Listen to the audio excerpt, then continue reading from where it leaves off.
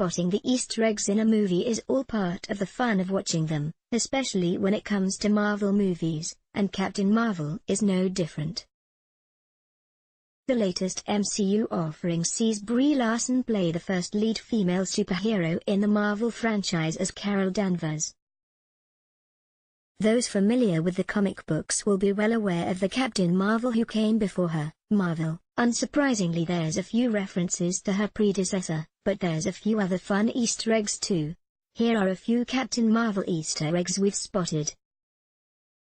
We'll add more as they crop up. Starforce Carol Danvers in the film is a member of the military unit called Starforce. This has its beginning in the comics. A few members seen in the movie are from the comics such as Minnesota Irva, Gemma Chan, and Korath. Jimon Hansuyeon Rok. Jude Law's character was a mystery before the movie's release, and his name is Burrell said in the movie. It's actually a spoiler. The comics saw Yeon Rog as the original archenemy of Marvel, also a member of the Kree military.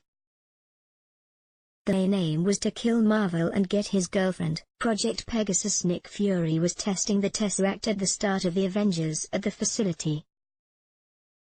The Right Stuff. When Carol Danvers crashes into Blockbuster Video as she barrels to Earth, she looks at a VHS, The Right Stuff. That's familiar because it's the story of the Air Force pilots who become the first astronauts. Basically, Danvers' own arc echoes their story.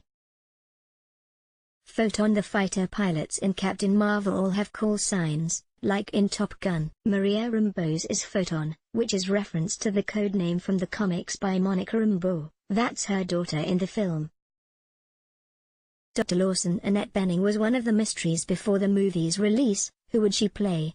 Now we know she's Dr. Wendy Lawson, the Kree scientist who lives in secret on Earth. She's working on a project, a high-tech engine.